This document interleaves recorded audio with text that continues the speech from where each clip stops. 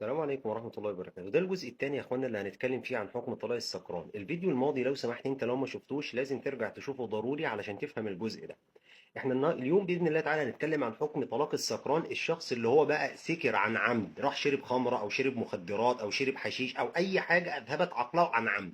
العلماء اختلفوا هنا على قولين، وبالله عليك ركز معايا علشان في حاجات انا هنسفها لك نسف من اصولها احنا عايشين طول عمرنا عليها. يعني زي ايه؟ رقم واحد، ان طالما جماهير العلماء قالوا ان القول ده هو الصواب يبقى خلاص هم الصح.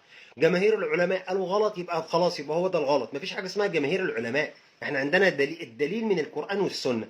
هتيجي تقول لي طيب ما انتوا مختلفين انتوا الاثنين، اخد بمين؟ ما ربنا قال لك من آلاف السنين. لو انا وانت اختلفنا تيجي تقول انا هاخد بكلام الازهري، هاخد بكلام الضرعمي، هاخد بكلام الامام الحنفي، هاخد بكلام الحنبلي، زي ما جالي في التعليقات حد يجي يقول لي انت مذهبك ايه؟ يا عم انا مذهبي ما قاله الله ورسوله. ربنا قال آية محكمة في سورة النساء: فإن تنازعتم في شيء فردوه إلى الله والرسول إن كنتم تؤمنون بالله. يعني لو انت مؤمن بالله واليوم الاخر رد الاختلاف الى الله والرسول.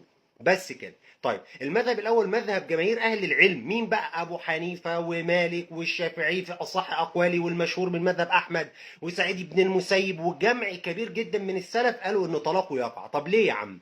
هو انتوا عشان كتير يعني هتقولوا الطلاق يقع بدون اثبات ودليل؟ قال لك لا، لان الله عز وجل قال يا ايها الذين امنوا لا تقربوا الصلاه وانتم سكارى. قالوا تاني بيقولوا لهم طب انتوا فهمتوا ايه من الايه دي؟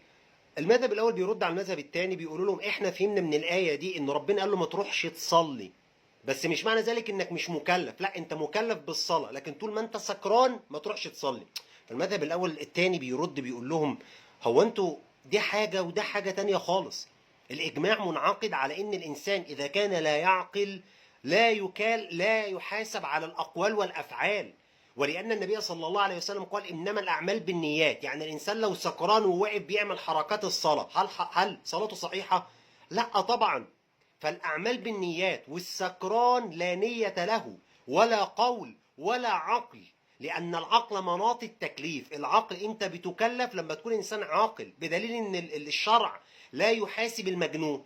القول التاني بس عشان دماغك ما تتعبش مني، هو قول مين بقى؟ قول الامام المزني، وقول الامام شيخ الاسلام ابن تيميه، وقول ابن القيم، وقول سيدنا عثمان بن عفان، واقوال كتير جدا من اقوال الصحابه. وخد بالك الامام احمد رجع للقول ده. يعني الامام احمد كان بالاول بيقول ان طلاق السكران يقع، ودلوقتي رجع عنه قبل ما يموت وقال لا يقع. قالوا ايه طيب؟ قالوا ان الطلاق لا يقع. رقم واحد لان النبي صلى الله عليه وسلم قال انما الاعمال بالنيات. واكتب القاعده دي، القاعده دي مهمه جدا جدا جدا في المعاملات وفي العبادات. ايه هي؟ لا عمل إلا بقصد ونية، والقصود مشروطة في العقود. والله القاعدة دي جميلة. القصود يعني قصدك مشروط في العقود، وانت بينك وبين زوجتك عقد ما ينفعش ابطله بكلام هازل او كلام سكران. القصود يعني لازم يكون في نية ويكون في قصد عشان نبطل العقد.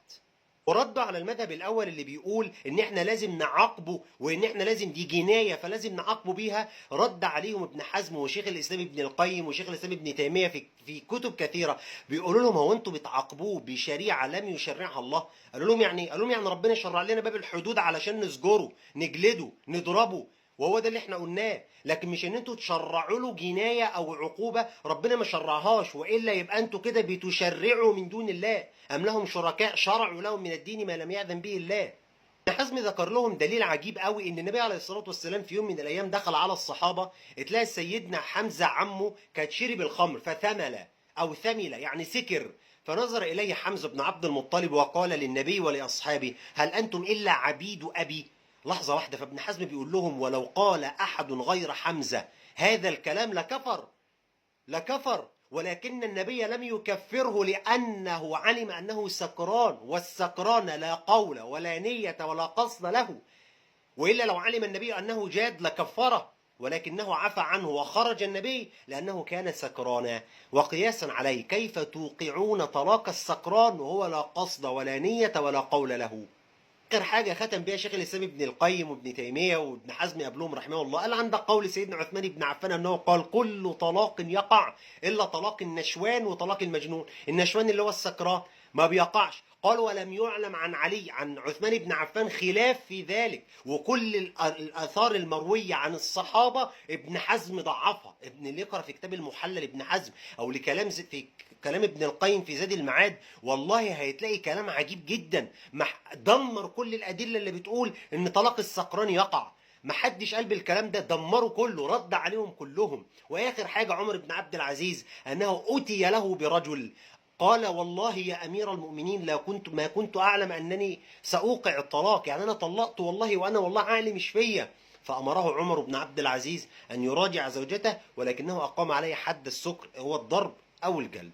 وهو ده يا اخوانا اللي احنا بنقوله، ان الشريعه الاسلاميه ما بتعاقبش حد بسبب ان عمل ذنب زياده ولا حاجه، انت في حدود ربنا شرعها بيعاقبك عليها. واعتقد ان في المحاكم المصريه عندنا فعلا هو ده اللي بياخده.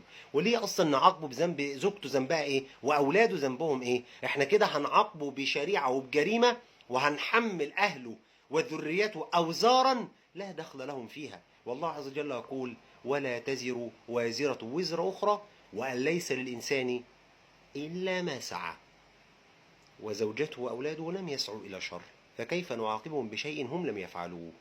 المرة الجاية هنتكلم عن حكم طلاق الغضبان. يا ريت تشاركوا مع غيرك لو سمحت، وتشيروا وتشترك معانا، عشان المسائل دي صعبة جدا ومحتاجة تفصيل، ومحتاجة بس حد ان هو ايه يشرحها لك شيئا فشيئا. بس كده، السلام عليكم ورحمة الله وبركاته.